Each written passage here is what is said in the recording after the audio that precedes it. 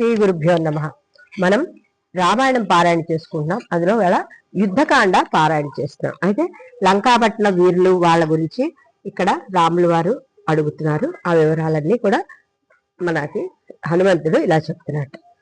రాముడు ఇంద్రియ నిగ్రహము కలవాడు, యుద్ధములో జయం పొందాలి అనే పట్టుదలతో చాలా వానర బలాన్ని సమకూర్చుకున్నాడు. రాముని సేవకుడుగా వచ్చిన అతని స్నేహితుడు హనుమ ఒక్కరే చాలు. రాత్రికి రాత్రి 100 యోజనముల సముద్రాన్ని దాటి లంకానగరం అంతా కూడా అణువు గాలించి వెదికి సీతమ్మ తల్లి జాడ తెలుసుకొని రావణుని రాజప్రాసాదము చేరి రాముని రాక తథ్యము, సీతమ్మను తీసుకువెళ్లడము నిశ్చయము అని చెప్పి లంకలో ఉన్న యోధులందరినీ కూడా అలాగే నీ కుమారుడైన అక్షకుమారుని కూడా చంపి లంకానగరము నాశనము చేసి తన తోకకు పెట్టిన నిప్పుతో సుందరమైన ఈ లంకానగర రాజ్యాన్నంతటినీ కూడా రూపుమాపి నగరాన్ని కాల్చి బూడిద చేసి వెళ్ళినవాడు హనుమ. ఇది ఒక వానరము. ఇతను ఎవరో కాదు, రాముని బంటు, రాముని ఆజ్ఞని పాటించేవాడు. ఇటువంటి వారు రాముని దగ్గర ఎందరో ఉన్నారు. అతను లంకకు వచ్చినప్పుడే చెప్పాడు ఎందరో ఉన్నారని. మా ప్రభు శ్రీరామచంద్రుని దగ్గర ఉన్న వానరములంతా నాకన్నా కూడా గొప్ప బలవంతులు, అందరిలోకి తక్కువ బలం ఉన్నవాడిని నేనే అని అన్నాడు. అంత బలవంతులకు ప్రభు అతని శక్తి ఒకసారి అంచనా వేసుకోండి. అటువంటి రామునితో యుద్ధం చాలా కష్టం. రాముడు సామాన్యుడు కాదు కనుక సీతమ్మని రామునికి అప్పగించి అతని దగ్గర శరణు వేడుకో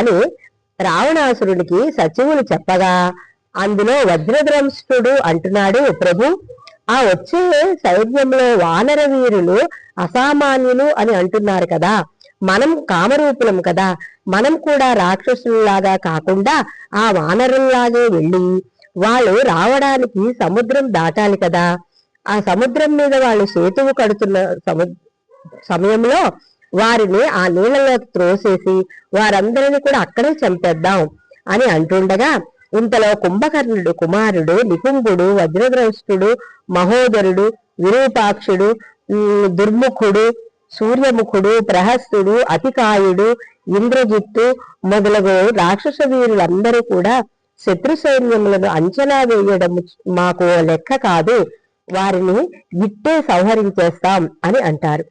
వీరితో పాటు ఆ సభలో విభీషణుడు కూడా ఉన్నాడు. విభీషణుడు రావణాసురుని తమ్ముడు, విశ్వవసు బ్రహ్మగారి పుత్రుడు. కాని ఈతను వేళ కాక రాత్రి సమయంలో పుట్టాడు. ఈ విభీషణుడు చాలా ధర్మాత్ముడు. ఇతను కూడా బ్రహ్మగారి గురించి తపస్సు చేశాడు. చతుర్ముఖ బ్రహ్మగారు ప్రత్యక్షమయ్యి ఏం వరం కావాలి అని అడుగగా ఇతను అన్నాడు, నాకు ఎంత పెద్ద కష్టం వచ్చినా కూడా నా బుద్ధి ధర్మం తప్పకూడదు.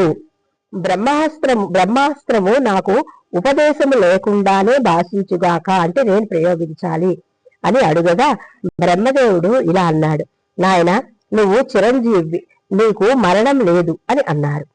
అటువంటి ధర్మాత్ముడైన విభీషణుడు ఇప్పుడు ఇలా అంటున్నాడు, అన్నా యుద్ధానికి వెళ్లే ముందు అవతలి వాడు ఏమరపాటుగా ఉన్నప్పుడు మనం వెళ్ళాలి. కాని రాముడు అప్రమత్తతతో ఉన్నాడు. శత్రు సైన్యం ఎటు నుండి వస్తుందా అని ఎంతో జాగరూకుడై ఉన్నాడు. జనస్థానంలో అరణ్యవాసం చేస్తున్నప్పుడు రాముని భార్యను అపహరించడం వలన రాముడు వానర సైన్యంతో యుద్ధానికి వచ్చాడు. రాముడు చాలా పరాక్రమవంతుడు, శరణాగత వత్సలుడు. శరణు వేడండి లేదా యుద్ధం చేయాలి అనుకున్నారా? రాముడు కరదూషణాదులను 14,000 మంది రాక్షసులను తప్పు చేశాడని వాలిని చంపేశాడు. వేరొకరి ఇల్లాలని కోరుకున్నప్పుడు పాపాత్ముడు వాని వెనుక ఉన్నవాళ్ళు అందరూ కూడా దండించబడతారు. వారి వంశము రాజ్యము అంతా నాశనం అవుతుంది. అన్న నువ్వు సీతమ్మని తేవడమే కలహానికి కారణం. ఈ యుద్ధాన్ని ఆపేయాలంటే సీతమ్మని రామునికి అప్పగించు అని చెప్పగా రావణాసురుడు గట్టిగా గద్దించి, చీ పాపాత్ముడా, వేరెవరైనా ఈ మాట అంటే వారి తల తీయించేవాడిని. నువ్వు నా తోడబుట్టిన వాడవు కనుక బ్రతికిపోయావు. చీ పో ఈ సభ నుండి అని అనగా వెంటనే విభీషణుడు రాజ్యసభ నుండి వెళ్ళిపోయాడు. అయినా విభీషణుడికి మనసులో ఏదో మూల చిన్న ఆశ, అన్నను మార్చగలమేమో అని. మరునాడు ప్రాతకాలమునే రావణుని అంతఃపురానికి వెళ్ళాడు. తమ్ముడిని చూడగానే ముఖంలో కోపం ఉన్నా కూడా కనుసైగ చేసి ఆసనం చూపించి కూర్చోమన్నాడు. విభీషణుడు ఎందుకు ఈ సమయంలో వెళ్ళాడంటే బ్రాహ్మీ ముహూర్తంలో చేసే పని మంచి ఫలితాన్ని ఇస్తుంది. మనకు 27 నక్షత్రాలు ఉన్నాయి.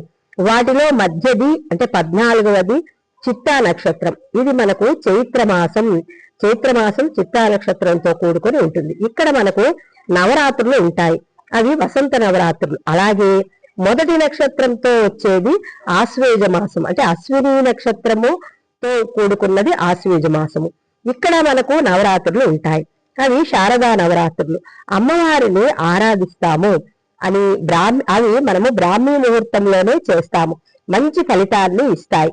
మహర్షి మనకు శ్రీరామాయణము ఒక జ్యోతిష శాస్త్రము అని కూడా రుజువు చేశారు, మనకు చెప్పారు కూడా.